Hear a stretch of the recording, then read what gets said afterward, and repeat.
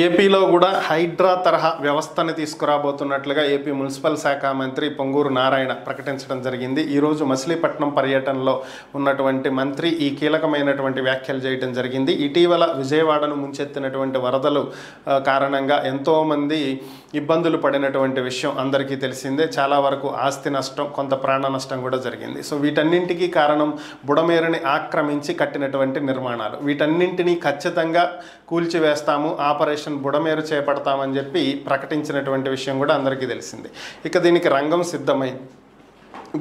Operation Budameru చేపడుతున్నామని రంగం సిద్ధమైందని, అయితే ఒక్క బుడమేరుతోనే ఆగేటువంటి పరిస్థితి అయితే లేదని, రాష్ట్ర వ్యాప్తంగా ఎక్కడెక్కడ ప్రభుత్వ స్థలాలు ఆక్రమించి కబ్జాలు చేసి నిర్మాణాలు చేపట్టారో వాటన్నింటినీ కూల్చివేస్తామని, అలాగే చెరువులు, నదులు, నాలాలు, వాగులు, వంకలు ఏవి ఆక్రమించి నిర్మాణాలు చేపట్టినా అన్నింటినీ కూడా కూల్చివేయటం జరుగుతుంది. ఆ తరహా వ్యవస్థని తీసుకొస్తున్నాము, అంతా సిద్ధమైంది అని చెప్పి నారాయణ ప్రకటించారు. అయితే ఈ హైడ్రా వ్యవహారంలో మనం గతంలో కూడా చాలాసార్లు మాట్లాడుకోవటం జరిగింది. ఏంటంటే వెంచర్ వేసినటువంటి వ్యక్తి ఆ అపార్ట్మెంట్ల ఫ్లాట్స్ అన్నీ అమ్మేసుకుని హ్యాపీగా వెళ్ళిపోతున్నాడు.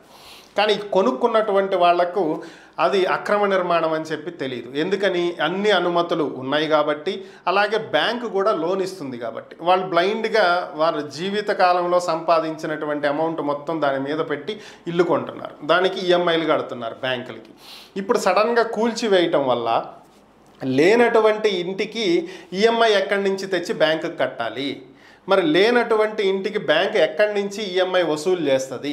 ఎంతో కష్టపడి ఈ రూపాయి కూడబెట్టుకుని మనకంటూ ఒక సొంత ఇల్లు ఉండాలి అనేటువంటి ఉద్దేశంతో ఫ్లాట్లు కొనుక్కున్నటువంటి వాళ్ళ పరిస్థితి ఏంటి?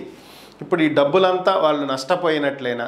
ఎవరో అధికారులు చేసినటువంటి తప్పుకి, ఒక బడా వ్యాపారవేత్త చేసినటువంటి తప్పుకి మరి వీళ్ళు ఈ నష్టాన్ని భరించాలా? ఎంతమంది రోధిస్తున్నారు, ఎంతమంది బాధపడుతున్నారు? వీటికి ప్రత్యామ్నాయం లేదా? ప్రభుత్వం వీళ్ళకి న్యాయం చెయ్యదా?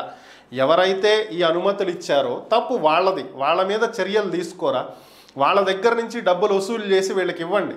ఎవరైతే వెంచర్ వేసి అమ్మేశాడో వాళ్ళ దగ్గర నుంచి డబ్బులు వసూలు చెయ్యండి. మరి అవన్నీ చెయ్యట్లేదు కదా, మరి ఎందుకు ప్రజలను ఇబ్బంది పెడుతున్నారు? సో ఇది ఆలోచించాలి. వాళ్ళకి ఏదో ఒకటి న్యాయం చెయ్యాలి అని చెప్పి మనం ఒకటికి 2 సార్లు మాట్లాడుకోవటం జరిగింది. ఇప్పుడు ఇదే వ్యవహారంలో ఏపీ కూడా ముందుకు వెళ్ళబోతుంది. పేదలు ఎవరైతే ఇళ్ళు కొన్న వాళ్ళు ఉంటారో, ఈ వెంచర్లలో కావచ్చు, ఇల్లు ఏదైనా కావచ్చు, వీళ్ళకి ప్రత్యామ్నాయంగా మరొక చోట ఇళ్ళు చూపించిన తరువాతనే ఈ కూల్చివేతలు చేస్తాము అని చెప్పి మంత్రి ప్రకటించడం జరిగింది. ఇది కొంతవరకు ఓకే, బట్ ఆచరణలో ఎంతవరకు సాధ్యమవుతుంది అనేది చూడాలి. ప్రకటనలకు మాత్రమే పరిమితం అవుతుందా? ఆచరణకు కూడా సాధ్యమవుతుందా? ఎంతవరకు పేదలకు న్యాయం చేయబోతుంది ఏపీ ప్రభుత్వం అనేది అయితే ఆచరణలోనే మనకి ముందుకు వెళ్ళే కొందికి తెలుస్తుంది.